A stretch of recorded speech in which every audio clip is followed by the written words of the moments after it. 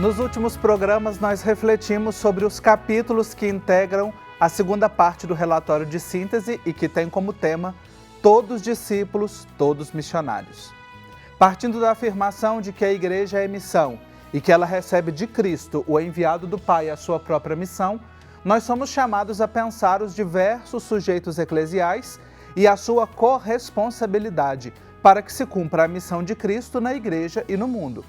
E para nos ajudar a retomar alguns pontos importantes desta segunda parte, nós recebemos hoje 2 membros do Serviço Teológico Pastoral.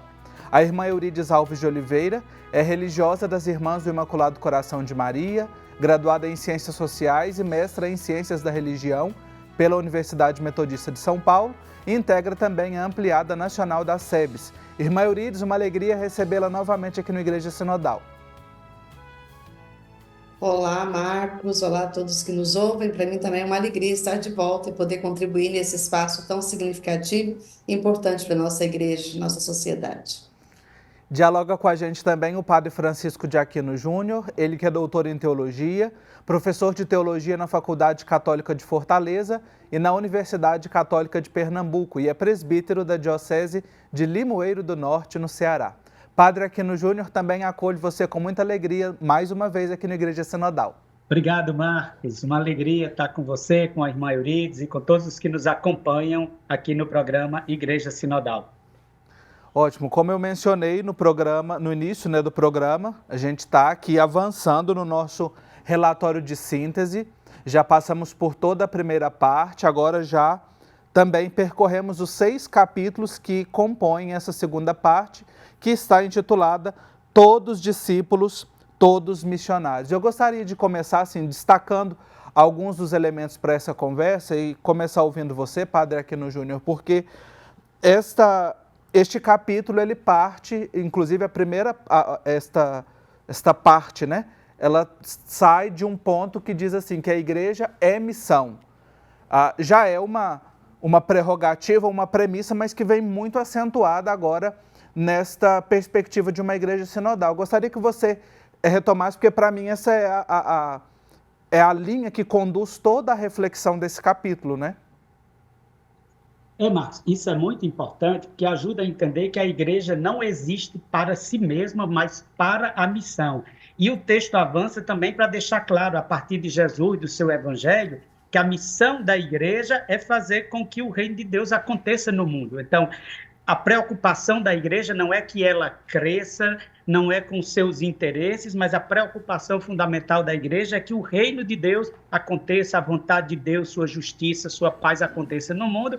E o texto ainda vai também mais longe, recordando que isso é tarefa de todos os batizados, de todas as batizadas. Essa missão de fazer com que o reino de Deus aconteça no mundo, de fermentar o mundo com a força, com a lógica da justiça do reino, é tarefa de toda a igreja.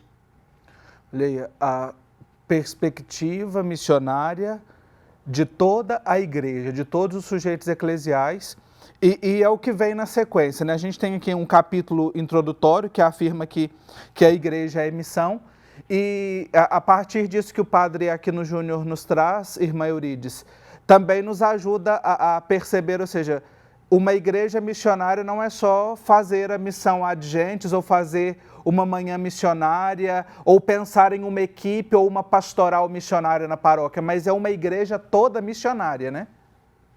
Com certeza, né? A missão, que é essa identidade da própria igreja, ela é compromisso de todos e de todos os batizados, né? E é compromisso de uma ação missionária, sim, daqueles que saem, adjentes ou dentro do país, né? O Papa Francisco tem insistido nessa igreja em saída missionária para a periferia, mas não só isso. Ser missão é ser testemunho do Evangelho, né? É ser testemunho nas relações, é ser testemunho nos valores que a gente acredita e vive e espalha, é ser testemunho no modo de viver, é ser testemunho ético, é ser testemunho no compromisso político que a gente tem na sociedade. Então, a missão é uma forma de ser de todo cristão, né?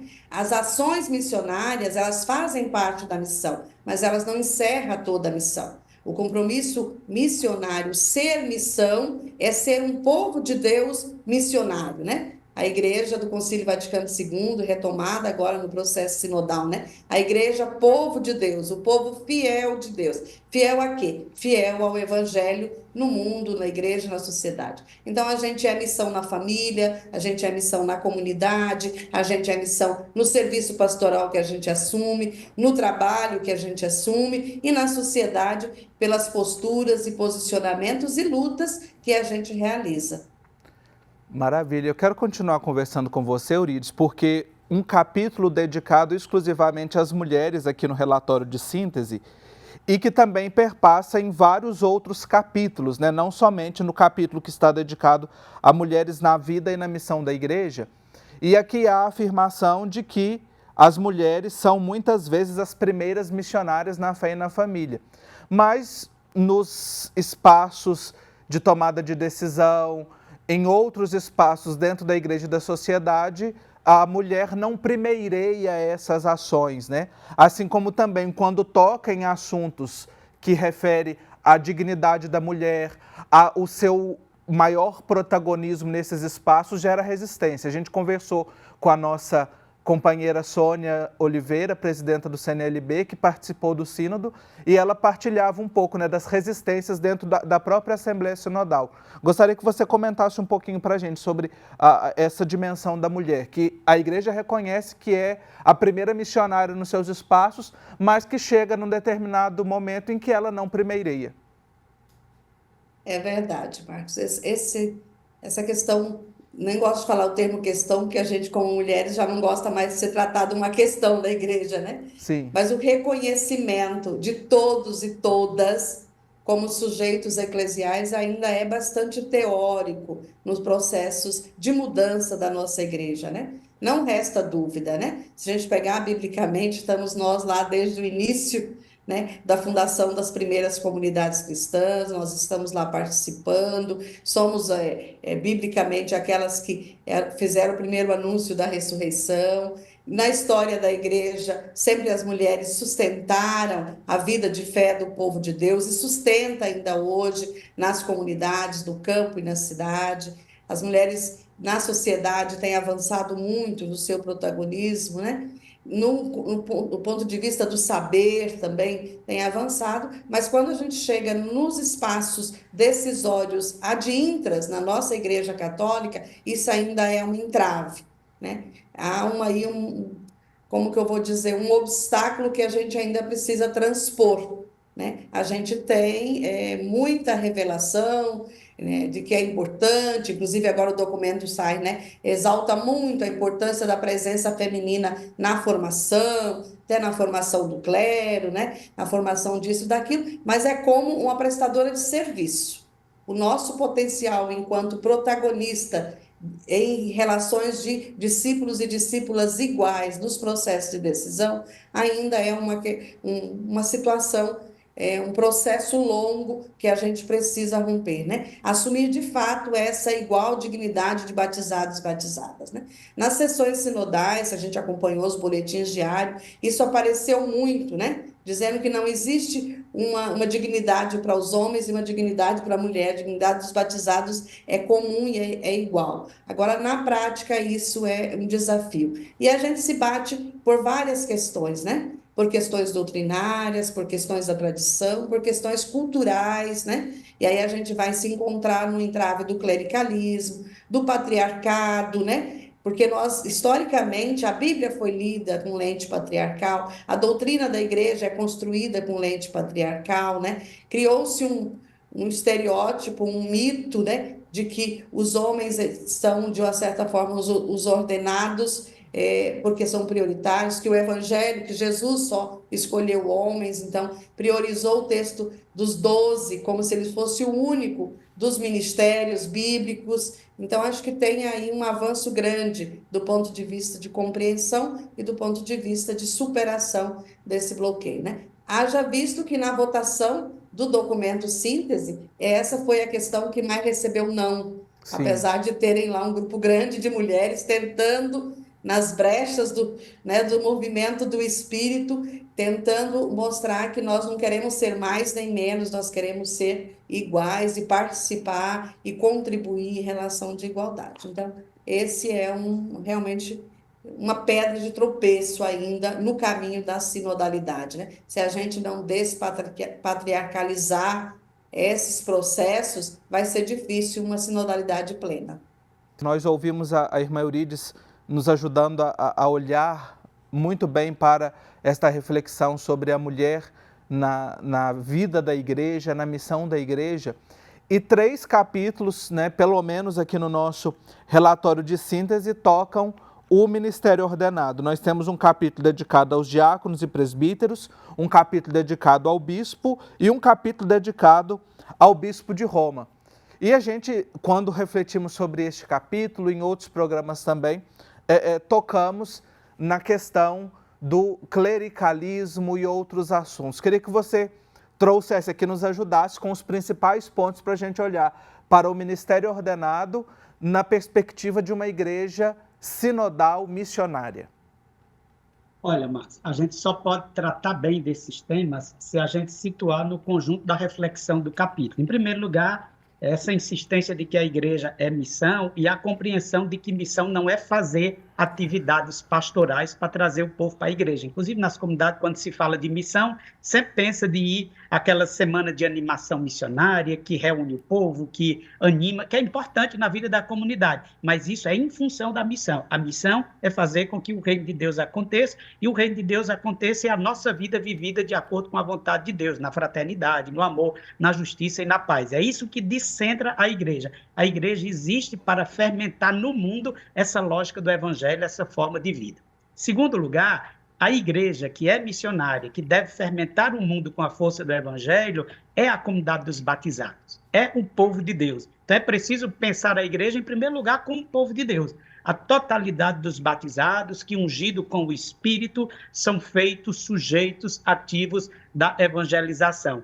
Dentro desse povo de Deus, que é a comunidade dos batizados, onde reina verdadeira igualdade quanto à dignidade e à missão comum de todos os batizados, existe uma diversidade grande de carismas e ministérios, que são dons do Espírito para o bem da igreja e sua missão no mundo. Ministérios ligados ao culto, ministérios ligados à palavra, ministérios ligados à caridade, ministérios de unidade. Então, é uma igreja toda ministerial, é uma diversidade enorme de carismas e ministérios, e dentre esses muitos ministérios está o ministério ordenado. Portanto, uma igreja missionária que é toda ministerial, e dentro desses vários carismas e ministérios está o ministério ordenado, que tem uma função específica na igreja. O ministério ordenado é o ministério da unidade, é o ministério da presidência. E essa é uma função, é um serviço dentre tantos.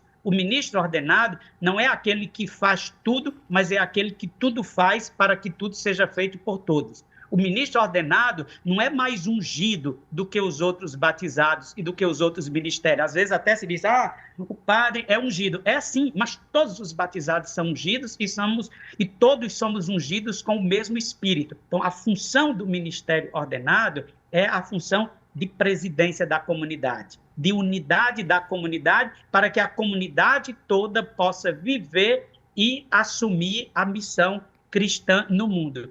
O padre Taborda, que é um dos grandes estudiosos do ministério, dos ministérios e, sobretudo, do ministério ordenado, tem um livro que é muito interessante. A capa do livro é uma orquestra sinfônica, onde você tem várias pessoas tocando vários instrumentos e você tem ali o maestro. E qual é a função? O maestro não toca os instrumentos. O maestro faz com que haja harmonia entre os vários instrumentos para que possa haver a música. Então, o padre Taborda usa essa imagem para dizer que o ministro ordenado é, na igreja, como um maestro, aquele que faz de tudo para que os vários carismas, os vários ministérios possam se harmonizar e assim a igreja possa fermentar o mundo com a sociedade. Em primeiro lugar, é a função do bispo, que é o primeiro responsável da unidade da presidência da igreja, da igreja local, da diocese. E os presbíteros e diáconos cooperam com o bispo nesse serviço de presidência. Os presbíteros, na maioria das vezes, coordenando, animando um conjunto de comunidades, uma paróquia, os diáconos recordando a todo tempo que o serviço da caridade é fundamental, que não há ceia sem lava-pés e que os pobres estão no centro da missão da igreja, mas fazem isso também com uma série de outros atores que contribuem com a presidência da igreja, os coordenadores e as coordenadoras de comunidades, os animadores e animadoras de comunidades, os coordenadores e coordenadoras de pastoral, os conselhos de comunidade. Aí a gente vê como a igreja é o povo de Deus. Nesse povo de Deus há uma diversidade de carismas e ministérios. Dentre esses vários carismas e ministérios está aí o ministério ordenado, que tem a função de presidir a igreja na fé. É a função da unidade, da coordenação, que faz em colaboração com as pessoas que assumem também na igreja serviço de animação, de coordenação, os conselhos de pastoral. Você tocou neste assunto, Padre Aquino Júnior, se nos deu uma síntese, uma catequese sobre essa dimensão ministerial, né? Recordando-nos a centralidade do nosso batismo, que nos irmana a todos. E o documento também dedica um capítulo, irmã Eurides, sobre a vida consagrada e também os leigos, aqui chamando as agregações laicais, movimentos, mas nós precisamos ler pensando em todo o conjunto, né, dos leigos e leigas de todos os batizados. Fala de um sinal carismático e algumas vezes também toca aqui na dimensão da profecia, especialmente a vida consagrada, que sempre teve diante de si a profecia. Como é que a gente concilia e traz para essa igreja sinodal carisma e profecia? Pois é, Marcos, eu penso que a fala que o Aquino traz para nós insere também aí a vida religiosa consagrada e os Sim. leigos, né? Nós somos igreja, povo de Deus, todos recebemos do Espírito carismas diferentes para a missão de tornar o Evangelho uma profecia no mundo. O Evangelho é a profecia, porque ele é o anúncio da vida, ele é a prática da justiça, ele é o convite à compaixão, à solidariedade, a trazer para os centros mais pobres, né? E a vida religiosa consagrada nessa comunhão, né, com os leigos e leigas, também nessa interação com o ministério ordenado dentro da igreja, é convidada a ser esse testemunho, esse sinal da profecia do reino, né? Na nossa teologia da vida religiosa consagrada, a gente sempre afirma que a característica principal da vida religiosa consagrada é a profecia, é no sentido de assumir o evangelho na sua radicalidade, né? A primeira consagração de todo o povo de Deus é o batismo, e aí e como consagrada, como também o ministério ordenado, como também os leigos das associações, das agremiações, né, vai assumindo o seu serviço na radicalidade. Então, o convite à profecia é ser cada vez mais radical, assumir, né, na raiz o que brota do Evangelho de Jesus no mundo. E a vida religiosa junto, nunca isolado, mais do que nunca, a partir do Concílio Vaticano II e agora com a retomada do Papa Francisco dessa dimensão da sinodalidade, se pode pensar a profecia é da vida religiosa consagrada, a liturgia é do ministério ordenado, a ação no mundo é do laicado. Não, juntos e juntas nós devemos ser na igreja, anunciadoras da boa notícia do reino, no mundo, sinal de contradição, contrapondo a tudo aquilo que não é sinal do reino, então lutando pela justiça, pela paz, pela igualdade, pela dignidade e participando efetivamente de todos os serviços e ministérios, cada um colocando o seu carisma à disposição. São carismas diferentes, mas não divergentes, não antagônicos. São carismas que se complementam numa reciprocidade de irmãos e irmãs, numa amizade social, né? Como diz o Papa Francisco, que nós queremos aprofundar aqui na campanha da fraternidade desse ano, né? Então, para mim, essa dimensão da profecia e do carisma é vocação de todos e todas nas suas especificidades. E aí, o Espírito, a Divina Ruach, que é o protagonista desses carismas. A cada um é chamado de uma forma a servir o reino, mas sempre numa relação de integração e de comunhão com todos e todas, né? E aí com os leigos e leigas, com o Sim. ministério ordenado também. Todos discípulos, todos missionários. Parte 2 do nosso relatório de síntese. Hoje nós fizemos aqui uma panorâmica para você sobre os temas que aparecem nos 6 capítulos. Há convergências, há questões a aprofundar e há propostas que você é chamado a conferir neste documento, que não é para ficar na gaveta, não é para ficar de enfeite na estante, mas é para a gente ruminar e colocar em prática na vida das nossas comunidades. Quero agradecer aos irmãos, amigos, nossos convidados de hoje. Irmã Eurides Alves de Oliveira, muito obrigado pela sua reflexão e contribuição.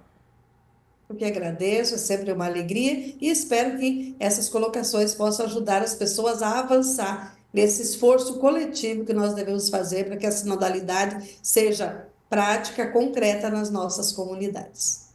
Amém. Padre Aquino Júnior, também agradeço mais uma vez a sua disponibilidade para conversar com a gente. Eu que agradeço, Marcos. É uma alegria a gente refletir sobre isso e guardar no coração essas pérolas do documento. A igreja é missão, não apenas tem missão, mas é missão. E sua missão não é fazer atividades pastorais para juntar gente. Sua missão é fazer com que o reino de Deus aconteça no mundo, e o reino de Deus é o amor de Deus acontecendo em nossas vidas, curando feridas, socorrendo necessitados, garantindo justiça para que todos tenham vida e vida em abundância. Amém. E como canta o nosso amigo, irmão, poeta Zé Vicente, a missão não é de um, de uma, a missão é de todos nós.